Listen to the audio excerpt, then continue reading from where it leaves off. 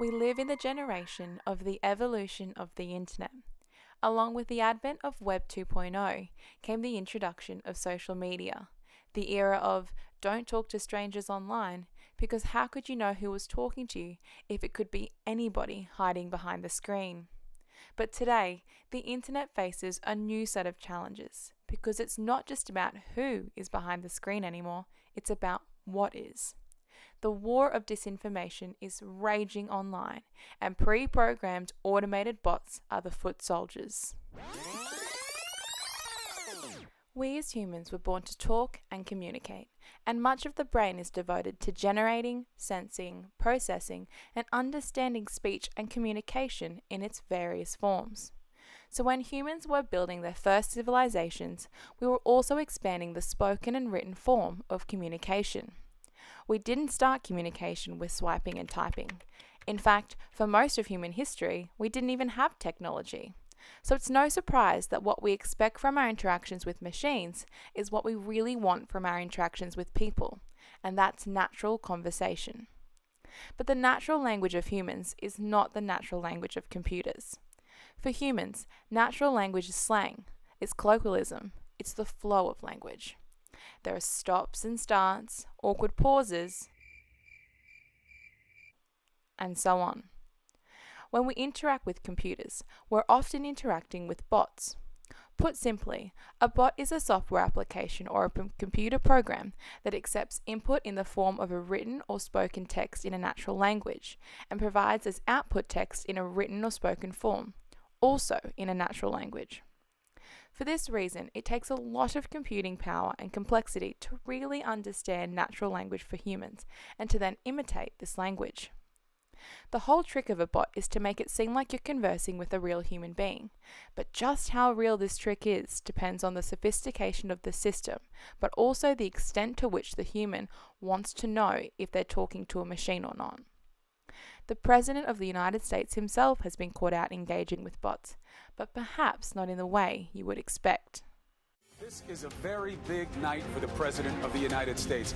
He is all in on fear and loathing. President Trump is ratcheting up his anti-immigration rhetoric and using the White House podium to stoke fears and rally Republican voters. Stoking fear, anger, and anxiety. Despite what it may seem, President Donald Trump actually appears to understand minority communities. People who as Lopez, Francisco Palma, and Alberto Contreras would all attest to this. One look at his Twitter following, and you'll see that these are the names of some of Trump's 55 million Twitter followers, and they each tweeted exclusively in support of the Republican candidate after his victory in the Nevada caucuses in early 2016. At a closer glance, it appears that Lopez, Palma, and Contreras may not be real voters. In fact, they may not be real people at all. Instead, they appear to be bots, a piece of coding which follows a pre-programmed script to mimic human communication and contribute to civic conversation online. But the fact that these accounts weren't real people does not mean that they didn't have a very real impact at the polling booths. Which begs the question, who is behind these accounts? Is it the Russians? Is it Trump's own party? While we may never know who is responsible for these profiles, what we can be certain of is that the tweets that came from these accounts, real or otherwise, were designed to impersonate Latino voters at a time when the real estate mogul needed them most.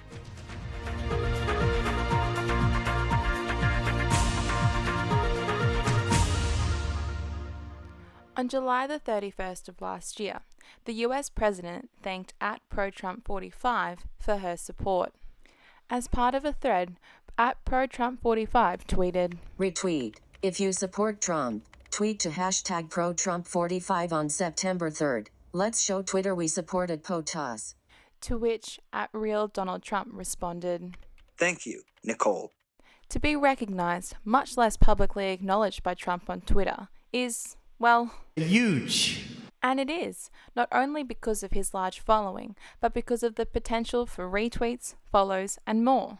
But here's the thing, @ProTrump45 will never be able to enjoy the recognition, the self-gratification that comes with being retweeted by the President of the United States, because @Trump45 is a cleverly crafted bot.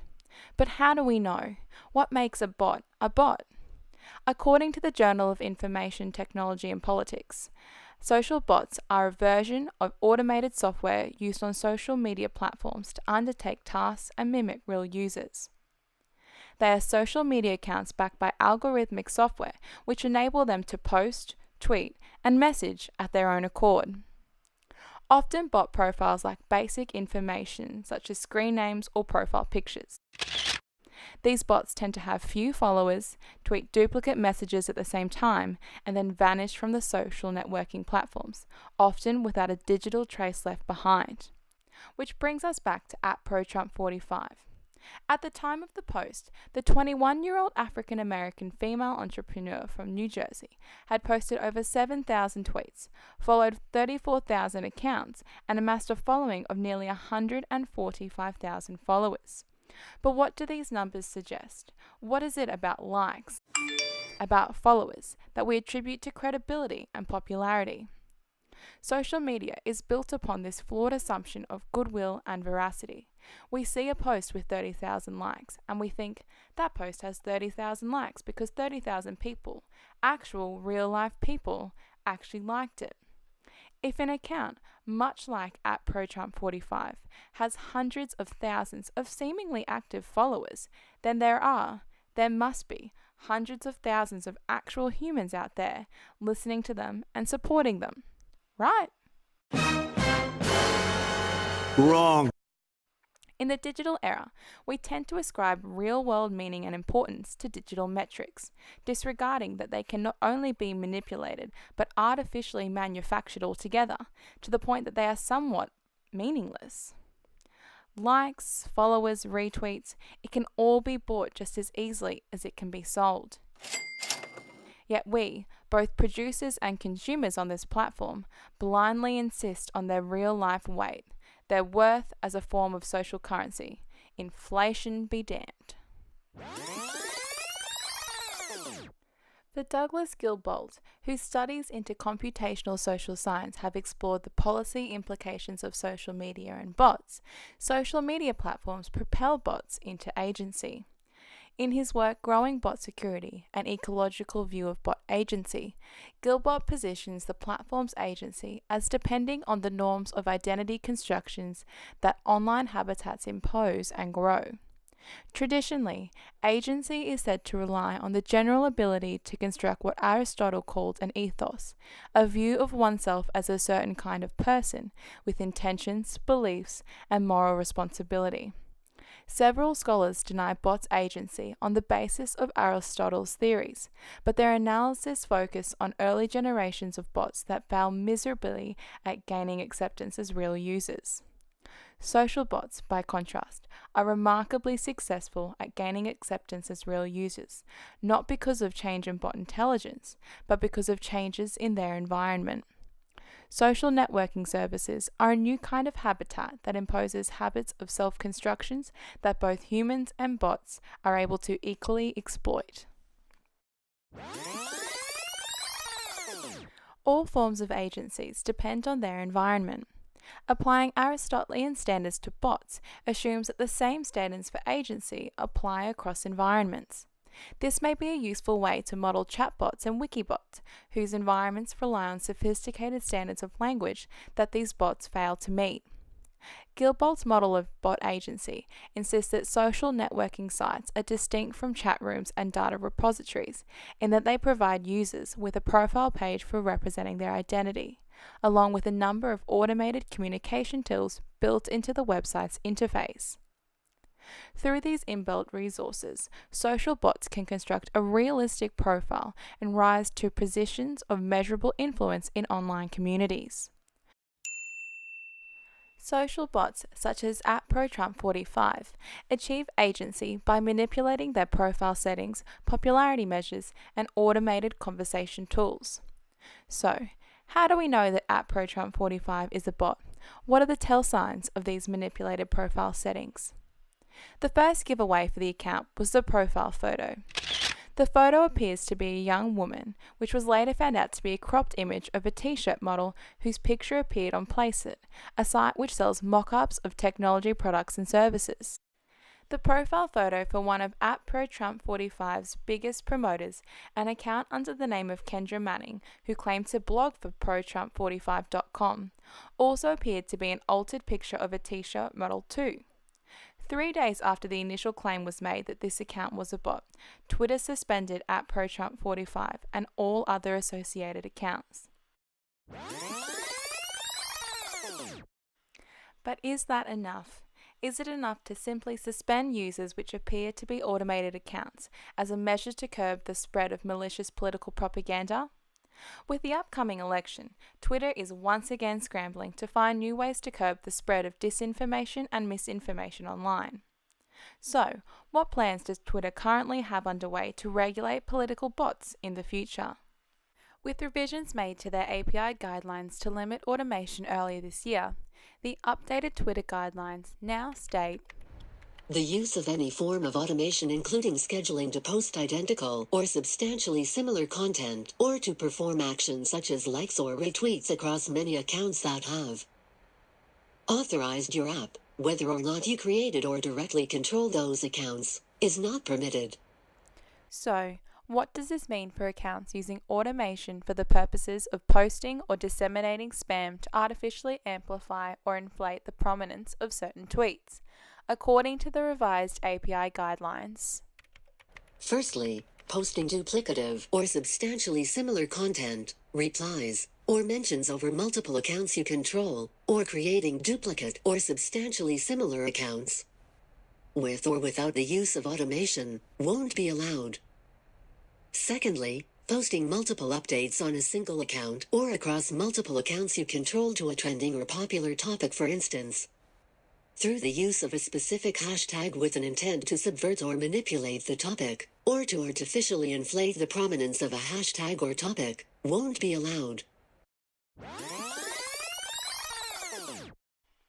While these changes are an important step towards ensuring the platform is able to monitor malicious activity, what does this mean for the future of the platform? Does censoring automated content curb the spread of disinformation and political propaganda? Or does the clampdown on bot censorship signify something more, the end of the freedom of speech in the social media age? Election law in America, which already treads somewhat carefully with respect to issues of free speech, is unable to censor, much less regulate the presence of political bots.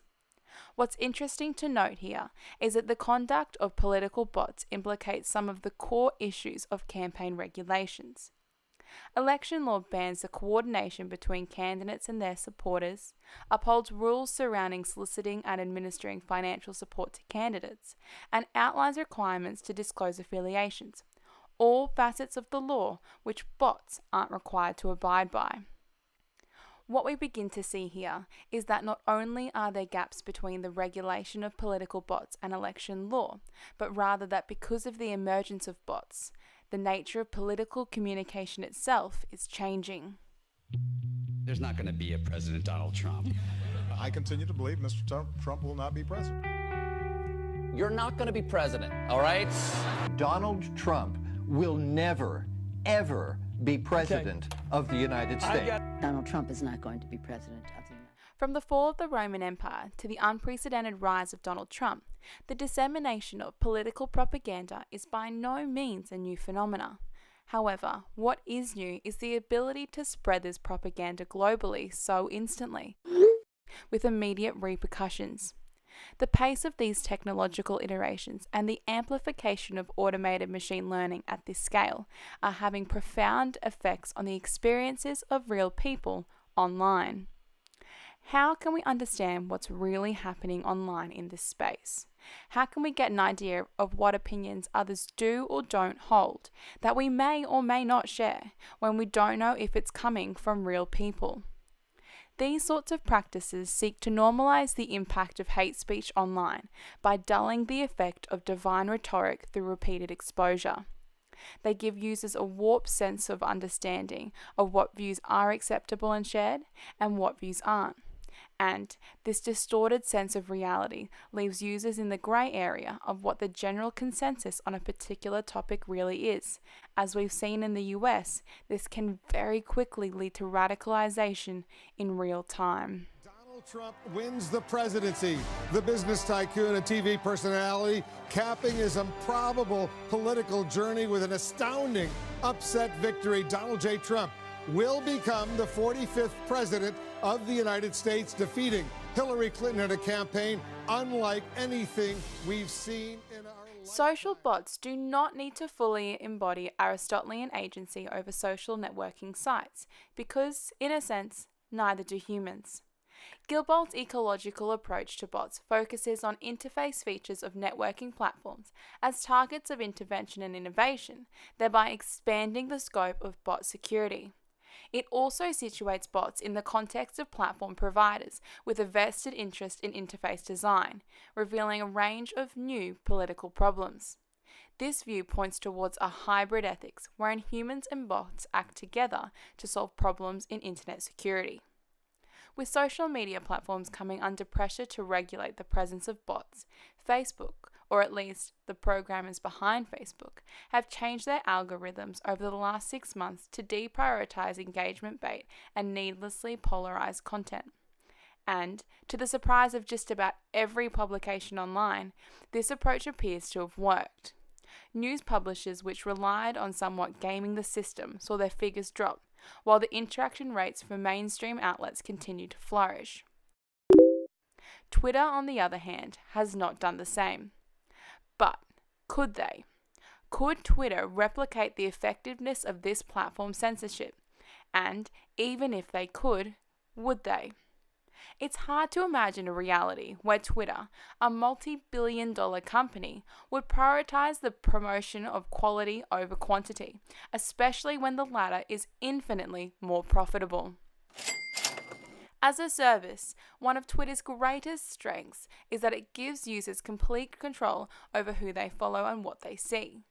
However, as a profitable business, Twitter's greatest opportunity lies in violating that control with revenue-raising advertisements. As technology advances, so too does the way we engage and interact with it. With bots now an active part in social media conversations and their presence in these spaces continuing to grow, the agency of Twitter bots foreground the influence of automation on modern life. In an era when our online behaviours are being continually processed into marketing by for-profit driven bots in the shadows, the challenge for media platforms will be to uphold censorship policies without stifling free speech. But whether you follow them, acknowledge them, or even notice them, Twitter bots will continue to persevere, causing chaos and contributing to the broader culture churn of the internet.